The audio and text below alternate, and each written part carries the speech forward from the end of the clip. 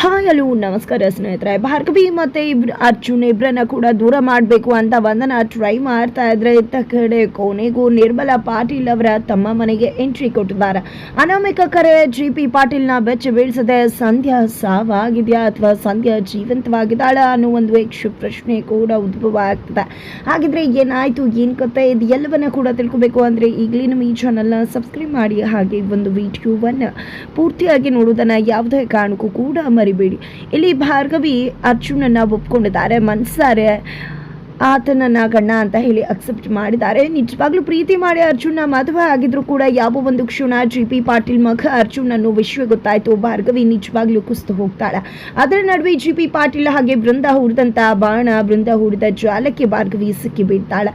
ಅದೇ ಕಾರಣದಿಂದ ಅರ್ಜುನನ ಮೇಲೆ ಅನುಮಾನ ಪಡ್ತಾಳೆ ಭಾರ್ಗವಿ. ಆದರೆ ಎಲ್ಲ ಅನುಮಾನಕ್ಕೂ ಕೂಡ ಫುಲ್ ಸ್ಟಾಪ್ ಇಡುವ ಸಮಯ ಬಂದದ್ದಾಗಿದೆ. ಇಲ್ಲಿ ಬುದ್ಧಿ ಒಂದೇ ಹೇಳ್ತಾ ಇದ್ರೆ ಮನಸ್ಸು ಒಂದೇ ಹೇಳ್ತಾ ಇದ್ರು. ಬುದ್ಧಿ ಅನುಮಾನ ಪಡುವ ಅಂತಂದ್ರೆ ಮನಸ್ಸು ಅರ್ಜುನ್ ಒಳ್ಳೆಯವನು ಅಂತ ಹೇಳ್ತಾ ಇತ್ತು. ಆದರೆ ಎಲ್ಲ ಪ್ರಶ್ನೆಗೂ ಕೂಡ ಉತ್ತರ ಕಂಡುಕೊಳ್ಳೋಕೆ ಭಾರ್ಗವಿ ಸಿದ್ಧವಾಗ್ತಾಳೆ. ಕೊನೆಗೂ ಅವಳ ಪ್ರಶ್ನೆಗೆ ಉತ್ತರ ಸಿಗುತ್ತೆ. ಆ ಒಂದು ಅರ್ಜುನನ ಬ್ಲಡ್ ಅನ್ನ ಇಲ್ಲಿ ಪೊಲೀಸ್ ಅವ್ರಿಗೆ ಕೊಟ್ಟು ಸಂಧ್ಯಾ ಸಾವಿನಲ್ಲಿ ಸಿಕ್ಕಿದಂತಹ ಬ್ಲಡ್ಗೆ ಸ್ಟ್ರೇನ್ಸ್ಗೆ ಮ್ಯಾಚ್ ಆಗತ್ತಾ ಅನ್ನೋದನ್ನ ಟೆಸ್ಟ್ ಮಾಡಲಿಕ್ಕೆ ಕೊಟ್ಟಾಗ ಪೊಲೀಸ್ ಅವರಂತೂ ಭಾರ್ಗವಿ ಬಗ್ಗೆ ತುಂಬಾನೇ ಅಪ್ರಿಷಿಯೇಟ್ ಮಾಡ್ತಾರೆ.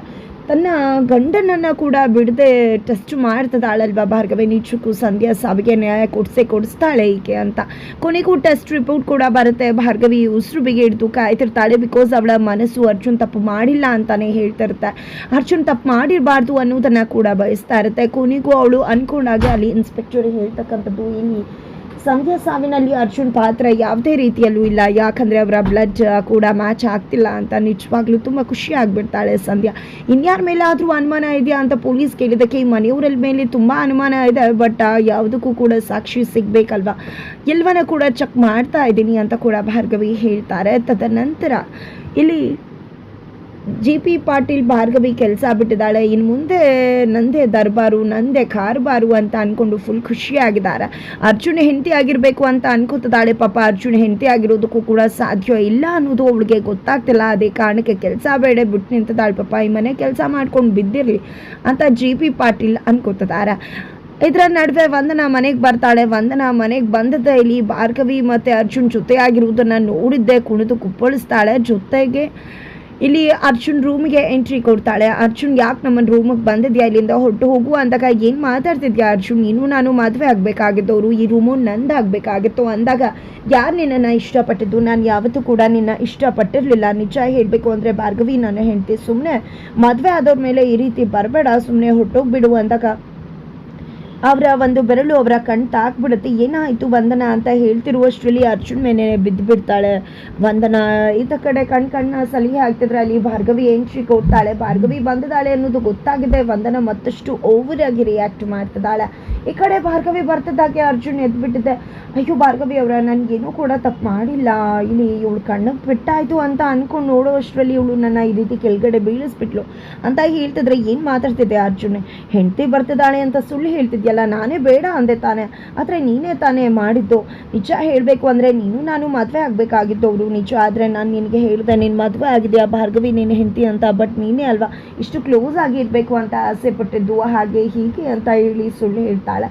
ತದನಂತರ ಅಲ್ಲಿಂದ ಹೋಗ್ತಿದ್ದಾಗೆ, ಪ್ಲೀಸ್ ಭಾರ್ಗವಿ ಅವರೇ ವಂದನ ಮಾತನ್ನ ನಂಬೇಡಿ, ನಿಜವಾಗ್ಲೂ ಅವಳು ಹೇಳಿದ್ದು ಯಾವುದೂ ಕೂಡ ಸುಳ್ಳಲ್ಲ, ನಿಜವಾಗ್ಲೂ ಸ್ವೇರಿ ಹೇಳ್ತಿದ್ದೀನಿ ಅಂತದಾಗೆ ಅವರೇ ಒಂದು ಶರ್ಟಲ್ಲಿ ಲಿಪ್ಸ್ಟಿಕ್ ಮಾರ್ಕನ್ನು ನೋಡ್ತಾಳೆ ಭಾರ್ಗವಿ.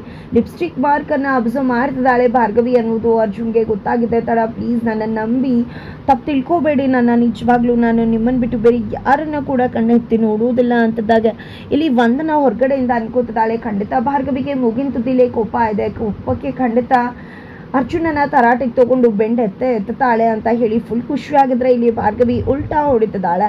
ಇಲ್ಲಿ ಅರ್ಜುನ್ ನನ್ನ ಮೇಲೆ ಯಾವುದೇ ರೀತಿಲೂ ನನಗೆ ಕೋಪ ಇಲ್ಲ. ಅರ್ಜುನ್ ಅವರೇ, ನೀವು ಏನು ಎಂತೂ ನನ್ನನ್ನು ಎಷ್ಟು ಪ್ರೀತಿ ಮಾಡ್ತೀರಾ ಅನ್ನೋ ಸತ್ಯ ನನಗೆ ಗೊತ್ತದ. ನೀವು ನನ್ನನ್ನೇ ಪ್ರೀತಿ ಮಾಡೋದು ಯಾರನ್ನು ಕಣ್ಣೆತ್ತು ನೋಡುವುದಿಲ್ಲ ಅಂತ ಕೂಡ ಗೊತ್ತದ.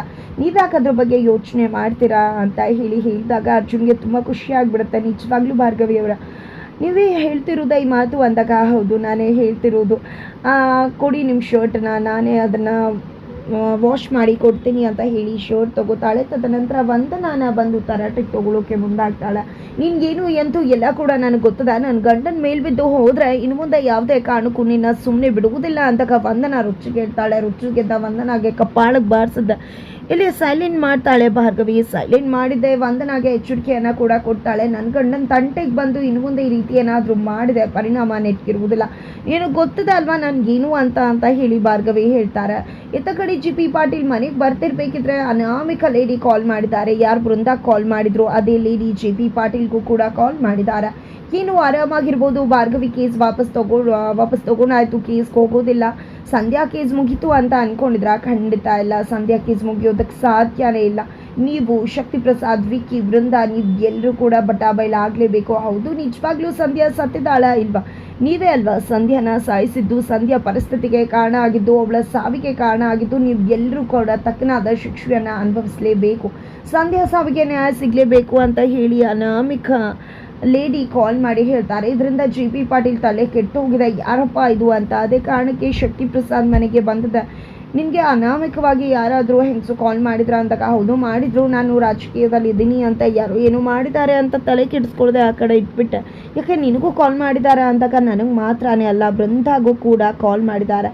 ನನಗೆ ಕಾಲ್ ಮಾಡಿದ್ರು ತಲೆ ಕೆಡಿಸ್ಕೊತಿರ್ಲಿಲ್ಲ. ನಿಜವಾಗ್ಲೂ ಆಕೆ ಯಾರು ಏನು ಎಲ್ಲವನ್ನ ಕೂಡ ನಾವು ತಿಳ್ಕೊಳ್ಳೇಬೇಕು. ಅಷ್ಟು ಈಸಿಯಾಗಿ ತಗೊಳ್ಳೋಕೆ ಸಾಧ್ಯ ಇಲ್ಲ. ಇದು ತನಕ ನನಗೆ ಯಾರು ಕೂಡ ಈ ರೀತಿ ಥ್ರೆಟ್ ಇಟ್ಟಿದ್ದಿಲ್ಲ ಅಂತ ಜೆ ಪಿ ಪಾಟೀಲ್ ಹೇಳ್ತಾರೆ.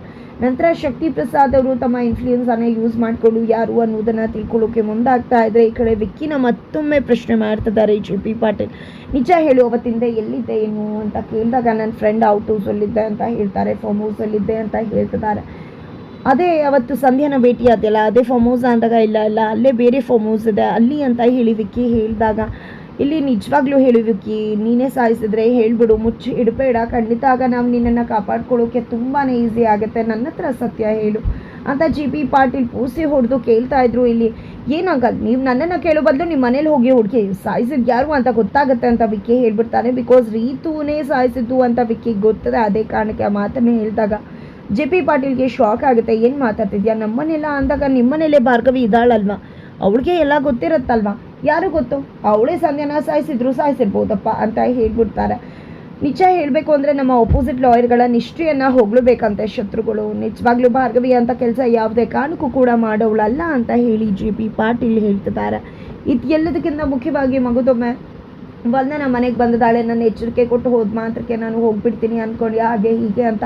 ಅಷ್ಟರಲ್ಲಿ ನಿರ್ಮಲಾ ಸಾಕ್ಷಿ ಬರ್ತಾರೆ, ಅವ್ರನ್ನ ಕೂಡ ವಂದನ ತರಾಟೆಗೆ ತಗೋತಾಳೆ. ಬೃಂದ ಬಂದಿದೆ, ಖಂಡಿತ ಭಾರ್ಗವಿನ ಮನೆ ಬಿಟ್ಟು ಓಡಿಸ್ತೀನಿ ಅಂದಾಗ ಬರೀ ಇದೇ ಆಯಿತು, ಬರೀ ಗೂಬೆ ಕುಡಿಸೋದು ಅದು ಇದು ಬಿಲ್ಡಪ್ ಕೊಡೋದು, ನೀನು ಒಂದು ಗೂಬೆ ಹಂಗೆ ಹಿಂಗೆ ಅಂತ ಸಾಕ್ಷಿ ಹೇಳ್ತಿದ್ದಾಗೆ ರುಚಿಗೆ ಹೇಳ್ತಾಳೆ ಬೃಂದ. ಅವಳು ಹೇಳಿದ್ದೇನು ತಪ್ಪು, ನಿಜ ಹೇಳಬೇಕು ಅಂದರೆ ನಿಮ್ಮಂಥವ್ರೆ ನಮ್ಮ ಮನೇನ ಈ ರೀತಿ ಮಾಡ್ತಿರೋದು, ನೀನು ನಿನ್ನ ತಂಗಿ ಇಬ್ಬರು ಕೂಡ ಸೇರ್ಕೊಂಡಿದ್ದೆ ನಮ್ಮ ಮನೇನ ಗುಡಿಸಿ ಗುಂಡಾಂತರ ಮಾಡ್ತಿದ್ರ, ನಮ್ಮ ಮನೆ ನೆಮ್ಮದಿ ಹಾಳು ಮಾಡ್ತಿದ್ರ, ಹಾಗೆ ಹೀಗೆ ಅಂತ ನಿರ್ಮಲಾ ಪಾಟೀಲ್ ಹೇಳ್ತಿದ್ರೆ, ನೀವೇನು ಎಲ್ಲಿಂದ ಇಳಿದು ಬಂದುಬಿಟ್ರಿ, ನೀವೇನು ಶ್ರೀಮಂತರ ಹಾಗೆ ಹೀಗೆ ಅಂದಾಗ ಹೌದು ನಾವು ತುಂಬ ಅಂದರೆ ತುಂಬ ಶ್ರೀಮಂತರು, ಭಿಕ್ಷುಕರಿಗೆ ಕಂತೆ ಕೊಡ್ತಿದ್ವಿ, ನಿನ್ನಂತ ನಿನ್ನ ತಂಗಿ ಅಂತ ಎಷ್ಟೋ ಜನನ ಕೆಲ್ಸಕ್ಕೆ ಇಟ್ಕೊಂಡಿದ್ದೀವಿ ನಾವು ಅಂತ ಬಿಲ್ಡಪ್ ಕೊಡ್ತಿರ್ತಾರೆ. ಅದೇ ಟೈಮ್ಗೆ ಅಕ್ಕ ಅಂತ ಹೇಳಿ ಅವರ ತಮ್ಮ ಎಂಟ್ರಿ ಕೊಡ್ತಿದ್ದಾರೆ. ನೋಡಿದ್ದೆ ಇಲ್ಲಿ ಬೃಂದ ಶಾಕ್ ಆಗ್ತಿದ್ದಾಳೆ.